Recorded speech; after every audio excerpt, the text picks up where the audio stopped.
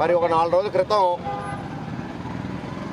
Nara Pulakeshi alias Lokesh మరి ఆయన విశాఖపట్నం శంకరావాలనే కార్యక్రమాలు ద్వారా విశాఖపట్నంలో ఏదో హాలిడే ట్రిప్పులు చేసుకొని మరి ఆ సభల్లో మా మంత్రివర్యులు గుడాడ అమర్నాథ్ గారిని ఉద్దేశిస్తూ ఆయనకి ఏదో ఒక పౌష్టికాహార కౌడుగుడిని ఆయన ఏదో అందించారు.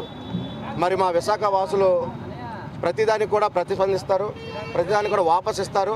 అలానే చాలా గౌరవంగా ఈ విశాఖపట్నం మట్టితో తయారు చేసేటువంటి కుండలో ఈ విశాఖపట్నం వాసులు తయారు చేసేటువంటి పప్పుతో ఆయనకి మొన్న ప్రెస్ మీట్లో ఆయనకి ఒక కుండలో పప్పుని మా మంత్రి గారు ఆయనకు అందజేశారు.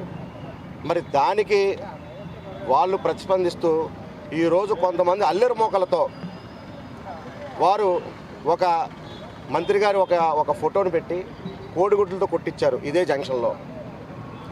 మరి ప్రతిదానికి కూడా మేము విశాఖవాసులంగా ప్రతిబంధిస్తాం కాబట్టి ఈరోజు కూడా మరి ఆయన నారా పులికేసి కటౌట్కి ఈరోజు మా విశాఖ వాసులందరూ కూడా ఆయనకు బుద్ధిచ్చే విధంగా ఆయనకు నచ్చినటువంటి ఆయనకి ప్రీతిపాత్రమైనటువంటి పప్పుని ఆయనకి పప్పుతో ఆయన కటౌట్కి అభిషేకం చేసి పప్పుని ఆయనకి ఉపహారంగా పెట్టారు. మరి ఒకటే చెప్తున్నాం, ఎవరు మన నందమూరి తారక రామారావు గారు మనవడిగా చెప్పుకున్నట్టు నారా లోకేష్, దయచేసి రామారావు గారు మీ మనవడికి బుద్ధి తెప్పిస్తారని మేము అందరం కోరుకుంటున్నాం.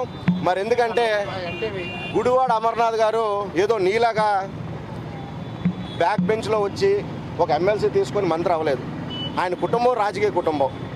ఆయన నాన్నగారు ఇక్కడ మంత్రిని చేశారు, ఆయన ఒక కార్పొరేటర్గా చేశారు, ఆయన ఒక శాసనసభ్యుడిగా ఎన్నికై మరి ఈరోజు జగనన్న ప్రభుత్వంలో ఒక పెద్ద ఎత్తున ఐటీ భారీ పరిశ్రమల శాఖ మంత్రిగా ఆయన ఈరోజు విశాఖలో ఆయన తాలూకా సేవలు అందిస్తున్నారు. మరి అలాంటి వ్యక్తి గురించి నువ్వు కార్పొరేటర్గా ఒక ఎంపీటీసీగా ఒక వార్డు మెంబర్గా గెలవలేని నువ్వు మీ అల్లరి మోకలతో ఆయనతో ఈరోజు కోడిగుడ్లతో కొట్టించావే. నువ్వు కోడిగుడ్లతో కొట్టించినా దేంతో కొట్టించినా సరే జూన్ 1వ తారీఖు కల్లా నీ ఆధ్వర్యంలో మీ నాన్న ఆధ్వర్యంలో ఈ తెలుగుదేశం పార్టీ భూస్థాపితం అవుతుంది.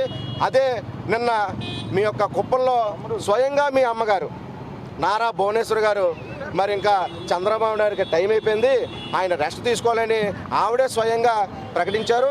త్వరలో మీ సతీమణి బ్రాహ్మణి గారు కూడా నీ టైం కూడా జూన్ 1తో పని అయిపోతుందని చెప్పి ఆవిడ కూడా ప్రకటిస్తారని మేము ఆశాభంగా చేస్తున్నాం. ఇదే ఒక్కసారి చెప్తున్నాం ఈ అల్లరి మోకలకి, ఈరోజు మీరు కటౌట్ పెట్టి కోడిగుడ్లతో కొట్టారు, మేము కటౌట్ పెట్టి ఆయనకి అభిషేకం చేస్తాం. ఇంకొకసారి కానీ దీనికి ప్రతిచర్య కానీ చేస్తే భౌతికంగా జరుగుతాయని కూడా నేను హెచ్చరిస్తూ సెలవు తీసుకుంటాను. ప్రపంచంలో ఏ ముఖ్యమంత్రి చేయలేని విధంగా మన రాష్ట్ర సీఎం వైఎస్ జగన్మోహన్ రెడ్డి గారు ప్రతి సంక్షేమ పథకాన్ని కూడా నేరుగా ప్రజలకే అందించి కొన్ని లక్షల కోట్లు ప్రజలకే ప్రతి సంక్షేమ పథకాలు అందించి ఈరోజు ప్రతి ఒక్క కుటుంబంలోని దేవుడిగా వెలిశాడు.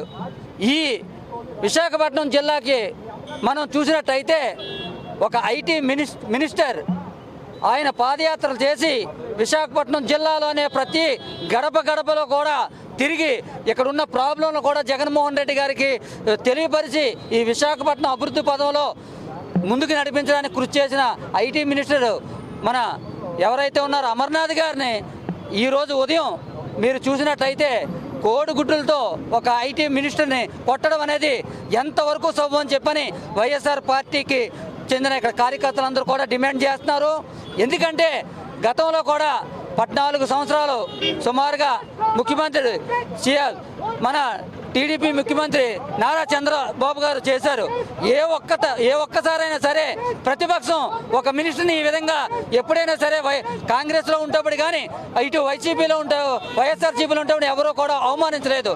కానీ ఇప్పుడు ఐటీ మినిస్టర్ని అవమానించడం అనేది అది మేమందరం కూడా ఖండిస్తున్నామని చెప్పేసి ఇటువంటి అనాచార చర్యలు చేస్తే వైసీపీ కార్యకర్తలందరూ కూడా దండ ఎత్తి వైజాగ్కి మళ్ళీ లాస్ట్ టైం ఎయిర్పోర్ట్ నుంచి ఎలాగైతే నారా చంద్రబాబు నాయుడు రాలేకపోయారో ముట్టడించి మన వైజాగ్ రానవని చెప్పని ఈ సందర్భంగా తెలియజేసుకుంటున్నాం.